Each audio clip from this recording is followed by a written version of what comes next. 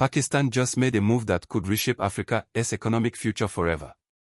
While the world watches Pakistan versus South Africa in cricket, there is a much bigger game happening behind the scenes. Pakistan's new strategic partnership with South Africa isn't just about trade deals or diplomatic handshakes. This is about Pakistan choosing Africa as their gateway to a continent that is about to become the world's economic powerhouse. Today we're breaking down why this Pakistan-South Africa alliance represents something much bigger than what mainstream media is telling you. We're talking about how Africa is positioning itself to win in every arena, from economics to geopolitics, and why smart nations like Pakistan are racing to secure their place on the winning side. Let's start with the numbers that will shock you. Pakistan's trade with South Africa has grown by 350% in just 5 years. 350%. But here is what CNN and BBC want to tell you: this isn't just about Pakistan needing South Africa. This is about Pakistan recognizing that Africa is the future, and South Africa is their strategic entry point. Historically, Pakistan and South Africa share something powerful. Both nations fought against colonial oppression and won. Pakistan gained independence from British rule in 1947, while South Africa dismantled apartheid in 1994. This shared experience of overcoming Western-imposed systems creates a natural alliance that goes beyond mere economics. But here is where it gets interesting. Pakistan's current economic challenges have forced them to look beyond traditional Western partnerships. With inflation hitting 28% and foreign reserves critically low, Pakistan needs reliable partners who understand economic sovereignty. Enter South Africa. Like this video to help more Africans see this story. Because what is happening here is bigger than just two nations working together. South Africa exports handle over 96 million tons of cargo annually, making it the perfect logistics hub for Pakistan to access the entire African continent. Pakistan's textile industry, worth $15 billion, sees Africa as an untapped market of 1.4 billion potential customers. But South Africa isn't just providing access, they're demanding partnership on equal terms. The current situation reveals something profound about how Africa operates differently from the West. When Western nations engage with Pakistan, it is often with conditions, structural adjustment programs, and debt that comes with strings attached. Africa approaches partnerships differently. South Africa's approach to Pakistan focuses on mutual benefit and technology transfer. Pakistani expertise in agriculture and textiles combines with South African mining and manufacturing capabilities. This creates what economists call a complementary partnership rather than an extractive relationship. Pakistan gets market access, South Africa gets technology and investment, and both nations strengthen their position against Western economic dominance. The timing of this partnership isn't coincidental. As Western economies face inflation and recession, African economies are projecting 4% growth this year.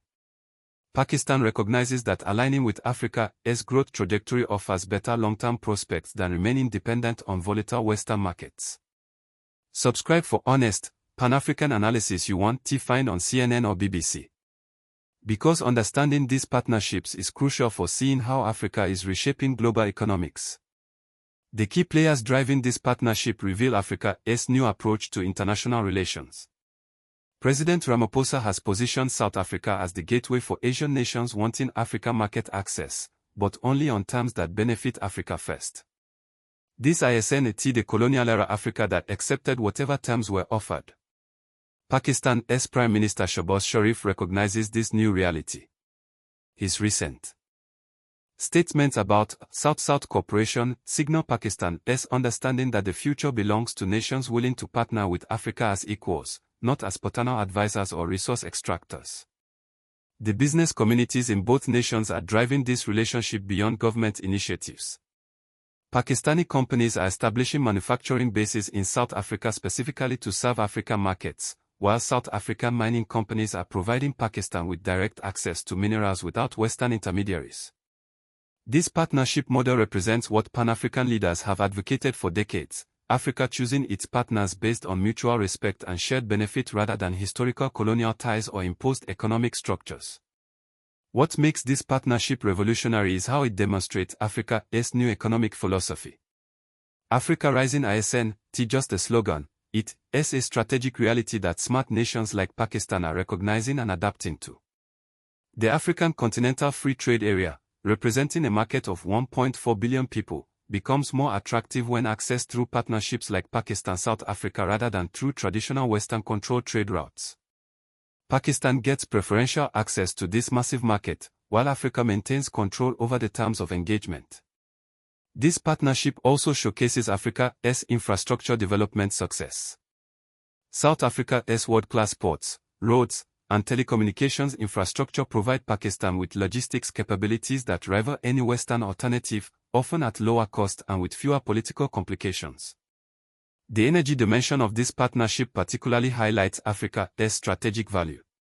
South Africa's renewable energy expertise, combined with Pakistan's energy needs, creates opportunities for technology transfer that reduces both nations' dependence on Western energy systems and fossil fuel markets controlled by traditional powers. For Africa's future, the Pakistan-South Africa partnership establishes a template for how African nations can leverage their strategic position to attract quality partnerships. This isn't about Africa being grateful for attention from Asian nations. This is about Africa being selective about partnerships that genuinely advance African interest.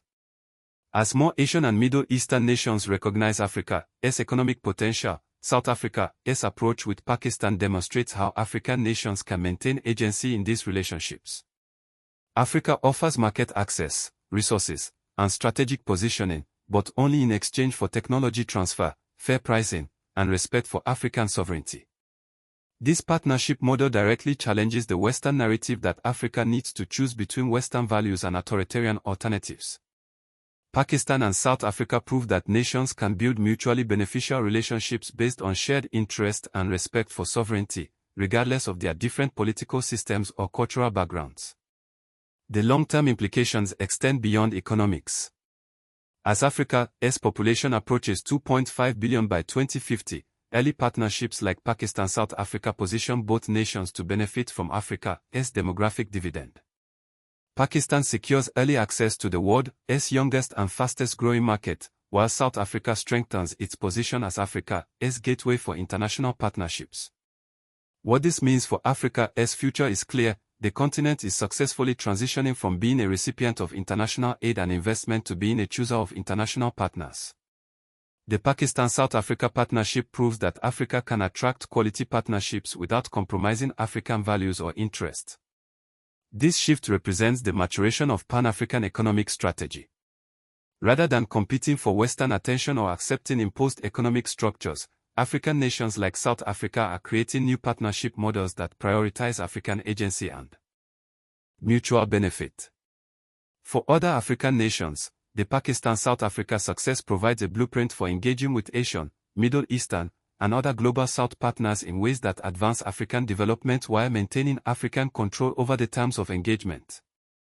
Check out this next video where we explore how Ghana is using similar strategies to revolutionize their partnerships with Middle Eastern nations. The Pakistan-South Africa partnership represents just the beginning of Africa's strategic repositioning in global economics. As more nations recognize Africa's true economic potential, we are witnessing the emergence of a multipolar world where Africa chooses its partners rather than accepting whatever relationships are offered. Comment your thoughts on how this partnership could influence your country's approach to international relations, and let us discuss how Africa can continue building these mutually beneficial relationships that advance Pan-African prosperity.